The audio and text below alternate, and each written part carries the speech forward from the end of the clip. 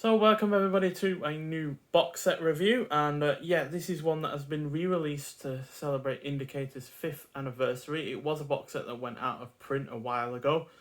I did actually contemplate buying it, but it was extremely expensive, so I didn't bother, and I'm glad I didn't because this has only been re-released minus the double discs, so it's not got Blu-rays and DVDs of these films, but just the Blu-rays. But it was only £42, so that is a lot cheaper than what was going on eBay. So yeah, and it's the Sinbad trilogy.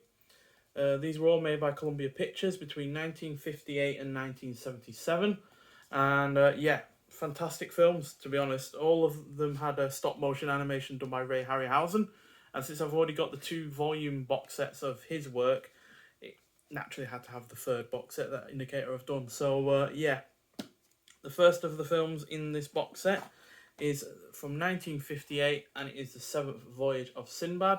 Now these have double-sided artwork, so they have the original on the other side, but the newly commissioned one on the front. And yeah, this clocks in at 88 minutes long.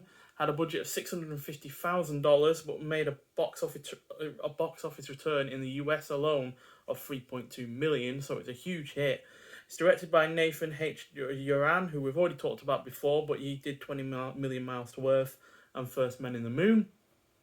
2 other films with stop motion animation done by Ray Harryhausen. And yeah, it stars Kerwin Matthews, who was also in Jack the Giant Killer, which also had stop motion animation, but not done by Ray Harryhausen, but it was directed by Uran himself, as well as The Three Worlds of Gulliver, which did have stop motion animation by Harryhausen. It also stars Catherine Grant, who was in Anatomy of a Murder, And yeah, it's about a princess who is shrunken by an evil wizard, and Sinbad must undertake a quest to an island of monsters to cure her and prevent a war.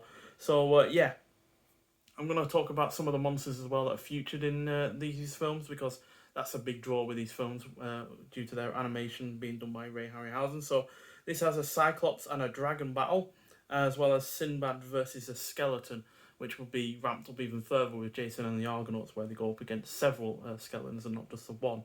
So yeah, this is an overall fun and engrossing heroic fantasy adventure film that features a solid cast, a great score by Bernard Herrmann, who worked with Alfred Hitchcock in many films, has superb special effects, an engaging plot, good production, and decent pacing. And yeah, all 3 of these films are in the heroic fantasy adventure genre, and yeah, the 7th Voyage of Sinbad is a perfect encapsulation of that. So yeah, really enjoyable film, and yeah, I highly recommend watching it if you haven't already. Quite frankly, I highly recommend watching all 3 of these if you haven't. But yeah, moving on, we had to wait another, well, people back then did, but I didn't. They had to wait a 15-year wait, as that's when the Golden Voyage of Sinbad came out in 1973. So yeah, really good film this is. Sorry I didn't show you the inside of 7th Voyage of Sinbad, but I'll get that in a minute. So yeah, this is a reasonable sequel to 7th Voyage of Sinbad, which I'll show you now. So there's the inside. So yeah, the original releases all came with a DVD as well as a Blu-ray, but these are just the standard Blu-rays, but I'm not bothered about that. And yeah, this, like I said, came out 15 years after the 7th Voyage of Sinbad. Clocks in at 105 minutes long, so substantially longer in terms of length, but it had a budget of $2 million, so a massive increase in budget, but also a massive increase in the box office, as it made $11 million, which is a huge hit. It's directed by Gordon Hessler, who I've only seen one other film from him, The Oblong Box, but that does star Vincent Price and Christopher Lee and is fairly good.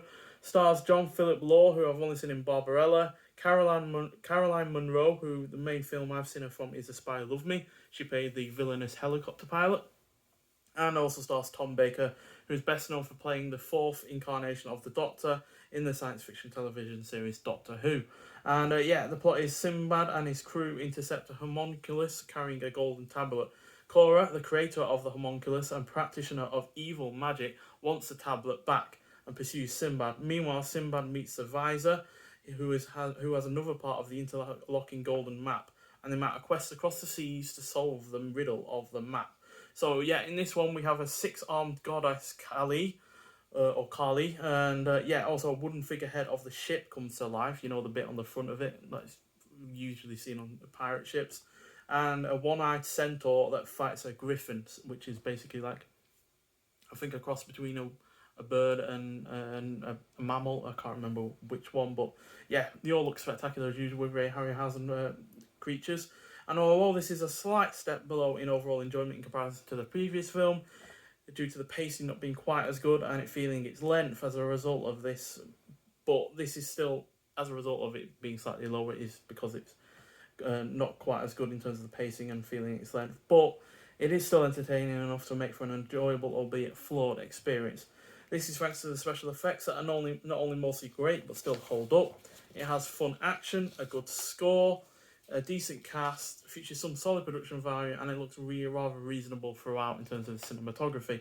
Just a shame then that the plot is extremely simple, it's rather predictable, and lacks a little bit, and it lacks really any kind of depth, but that's kind of the norm for these, to be honest. The only reason really why it's slightly lower down than Voyage to Sinbad is because of the pacing. It's not quite as lively as the first film, which isn't helped by the fact that, it's 17 minutes longer. So yeah, that's the only real reason. Everything else is just a little bit more so because of the extra length, but regardless, still a really, really good film.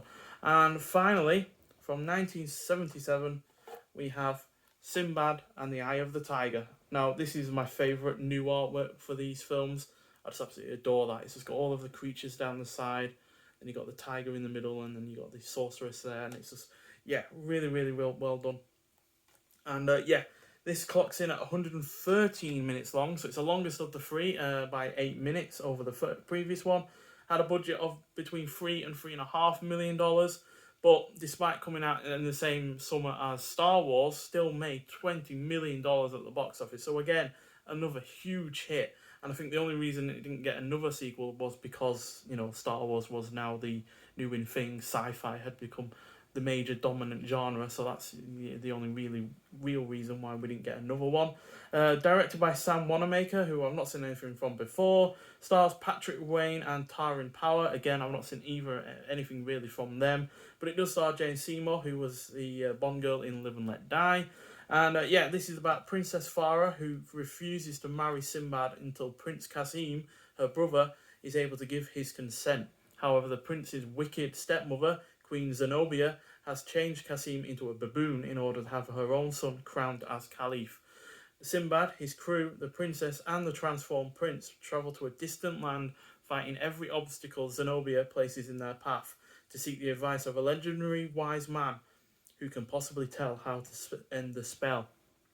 So yeah, a lot more complex this one than the previous film, and I actually quite like it for that complexity. I also like it for the fact that despite the fact that the prince gets turned into a baboon, they don't just use a normal baboon. They actually use a stop motion animated version of a baboon, which really gives the baboon a lot of life, a lot of characterization, and yeah, doesn't just come across as a mindless animal either. So yeah, apart from the baboon, you also get a troglodyte, a giant saber-toothed tiger called a Smilodon, a trio of ghouls that Sinbad and his crew have to fight off, a Minotaur, which is basically a giant metal figure that was actually played by Peter Mayhew, who was most well known for playing Chewbacca in the Star Wars series. Ironic when you consider the both films competed against each other in the same year. As well as a giant walrus, which is really well done, to be honest. And yeah, and although this fantasy film has a stodgy middle, this third and final Sinbad film released by Columbia Pictures is the best since the first effort, as far as I'm concerned.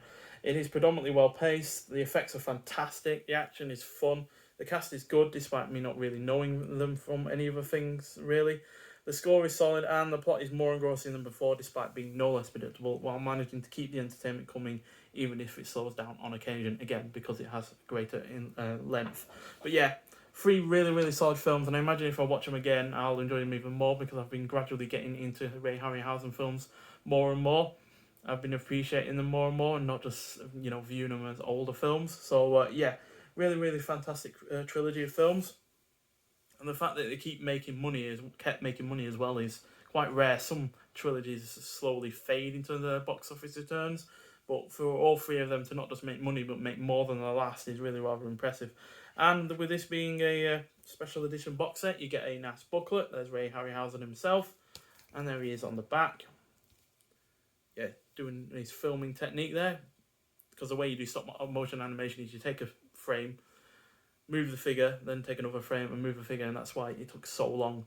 Just to do Sinbad, the Eye of the Tiger, it took from I think about October 1975 to March 1977.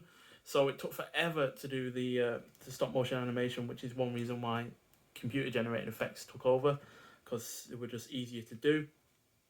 But yeah, we have a really nice quote in this from Guillermo del Toro.